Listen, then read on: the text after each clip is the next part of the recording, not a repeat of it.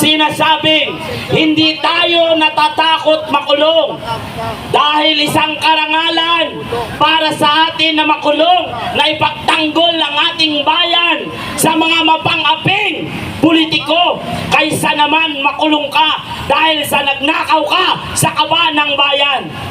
Kaya ngayon, pakinggan po natin ang ating kasamahan. Nagdayo pa po ito. Okay, sandali lang po. Pakinggan po muna natin ang ating kasamahan dahil may lakad pa po. Walang iba o hindi si Attorney Jean Paras.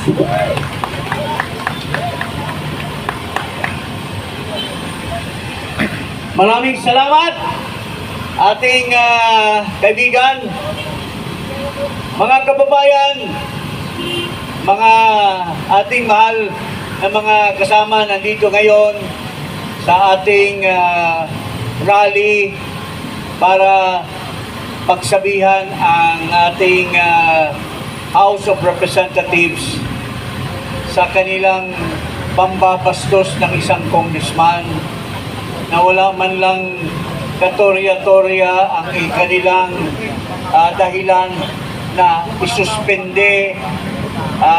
Lalo na kilala ko yung tatay ni Kiko Barsaga, isang magiting na congressman, kasabay ko sa Kongreso.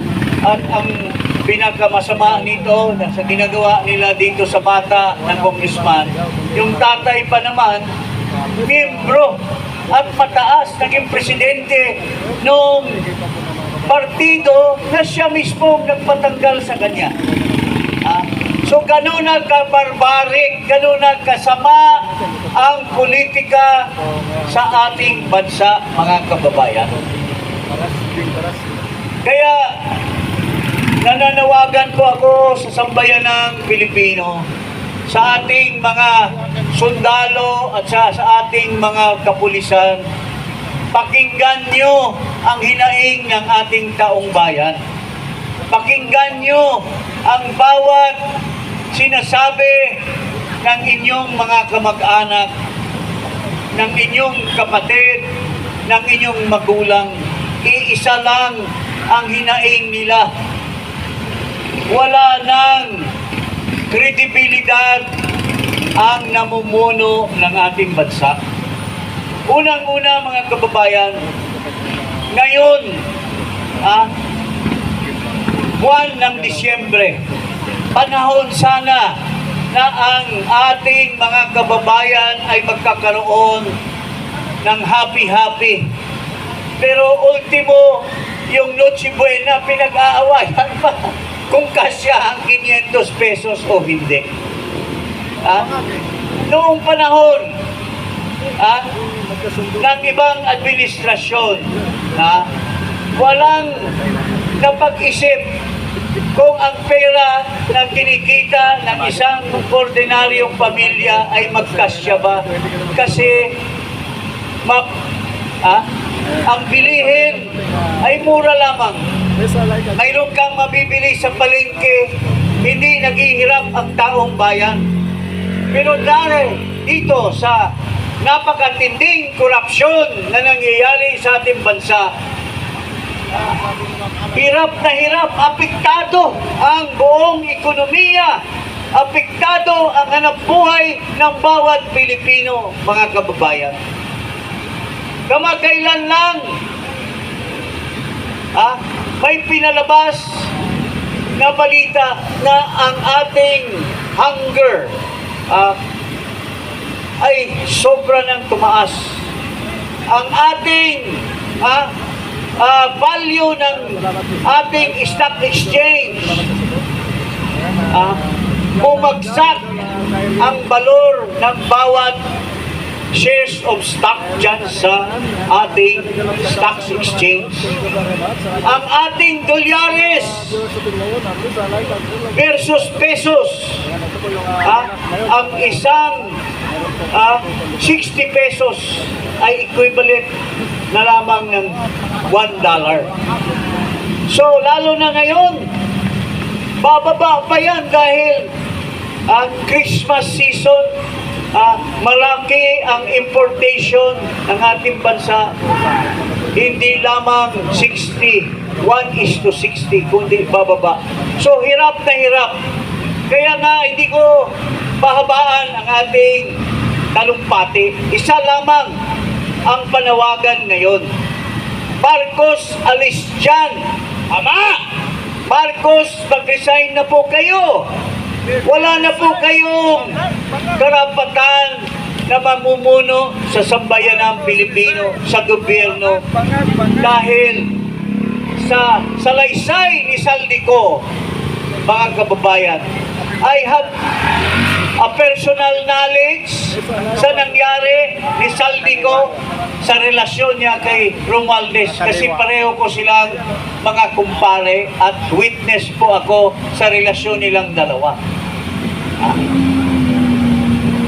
Mga kababayan, lahat na sinasabi ni Saldico is based on his personal knowledge. At ang nasa utak ngayon ng ating mga kababayan, isa lang yung mastermind, kundi si Marcos Bangag Jr., mga kababayan. Siya mismo ang nagsingit sa kanyang order, nagsingit si Saldico ng 100 bilyon pesos. At dahil doon, kumita siya ng 25 bilyones ka pesos. Sobrang laki. Maliban doon sa transaksyon sa Bulacan na ginawa mismo ng district engineer at sa kanyang mga kasama, kumita, sabi ni Saldico, siya may personal knowledge kasi siya mismo ang nag-deliver ng 51 billion kay Marcos at Romualdez. Kaya tayo mga Pilipino, bakit po tayo naghirap? Dahil pinulsa ni Marcos ang pera ng sambayanang Pilipino, mga kababayan. Tama! Kaya wala na tayong ibang paraan pa kundi manawagan at baguhin na ang gobyerno natin dahil wala ng kredibilidad na mamuno pa si Marcos Jr. Hindi lamang yung sinasabi ni Saldico. Base sa papeles, yung tinatawag na General Appropriations Act, kung matino at honest si Marcos Jr., kung ikaw ang namuno sa ating bansa, papayagan mo kaya? Hindi! Ang insertion aabot ng trilyon magmula ng 2023, 2024, 2025 base sa National Expenditure Program na pinasok ng Malacanang sa Kongreso. Ilang bilyon lamang noong naaprubahan na ang General Appropriations Act. Sobra-sobra ang patong sa National Expenditure Program. Doon sa tinatawag na insertion na siningit nila sa Bicameral Conference Committee. At itong insertion na ito po yung ginugol na pera papunta sa Department of Public Works and Highways at siya po ang inimplementar ng mga proyekto na walang saysay kasi nagiging ghost project. At ilang salapi ang kinita ni Marcos Jr. at ni Saldico at ni Romualdez. Bilyon-bilyon po since 2023, 2024, and 2025. So, doon pa lamang po tayo ibabase natin, maski walang saysay or salaysay si Saldico, doon pa lamang sinasabi na ni Tatago siya. ex-Justice Tony Carpio when he signed the General Appropriations Act, he owned it. It was his responsibility dahil pinalusot niya ang napakalaki na insertion from 2023 to 2025 lamang 1.3 trillion pesos. Kung 20% lang ang kunin mo doon, ilang bilyon ang nabulsa. Hindi bababa sa 250 billion pesos na binulsa ni Martel, ni Marcos, ni Saldico at ang mga kasabwat nilang mga kongresista na mga contractors, mga kababayan. So, wala na po tayong padalos-dalos pa, kundi isa lamang ang may responsibilidad, ang nagmaniobra nito lahat, kundi itong bangag na Pangulo. Sabi ng kanyang kapatid, pagmula pang bata sila, nagtudroga na ito si Macoy Jr. At hanggang ngayon, base sa isang malapit at nakakatanda na kapatid, hanggang ngayon nagdudroga pa. So, papayag pa tayo na kung saan-saan napapunta ang ating paggobyerno, kulang-kulang na lang, isang maliit na lang na tulak, mahulog na po tayo sa bangin, mga kababayan.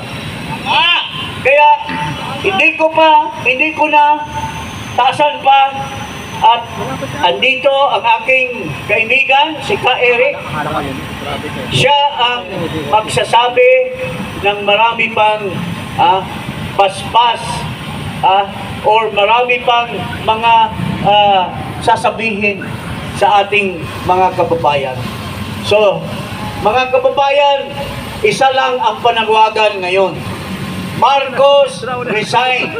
Marcos, umalis ka na dyan sa Malacanang. Ibigay mo na sa tama na pamamalakad kasi wala ka ng kredibilidad dahil ikaw ang mastermind sa lahat na nakawan sa ating gobyerno. Magandang hapon po sa inyo lahat. Okay.